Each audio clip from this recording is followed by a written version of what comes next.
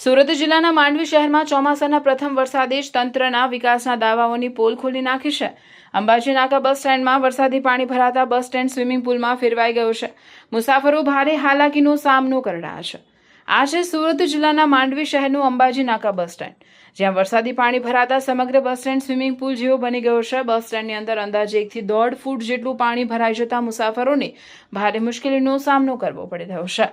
ઉનાળા દરમિયાન પણ બસ સ્ટેન્ડમાં માટી, કાદવ અને કચરાનો ઢગલો જોવા મળતો હતો, જ્યારે હવે ચોમાસામાં ગંદકી સાથે વરસાદી પાણી ભરાતા પરિસ્થિતિ વધુ ગંભીર બની છે। મુસાફરોને ઊભા રહેવા કે બસમાં ચડવા ઉતરવામાં ભારે હાલાકીનો સામનો કરવો પડે છે। સ્થાનિકોમાં રોષ એ વાતનો છે કે પ્રજાના ટેક્સના કરોડો રૂપિયે બનેલું બસ સ્ટેન્ડ જાળવણીના અભાવે બિસ્માર હાલતમાં પહોંચી ગયું છે, જ્યારે જવાબદાર તંત્ર આ ખાડા કાન કરી રહ્યું હોવાનો લોકો આક્ષેપ કરી રહ્યા છે। અંબાજી 4 રસ્તા નજીક મોરીઠા રોડ પર આવેલું આ બસ સ્ટેન્ડ પહેલેથી જ ટ્રાફિક માટે અડચણરૂપ બન્યું છે।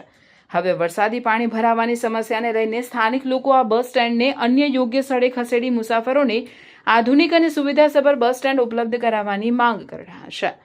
રિપોર્ટર ધર્મેન્દ્ર સિદ્ધુ, માંડવી।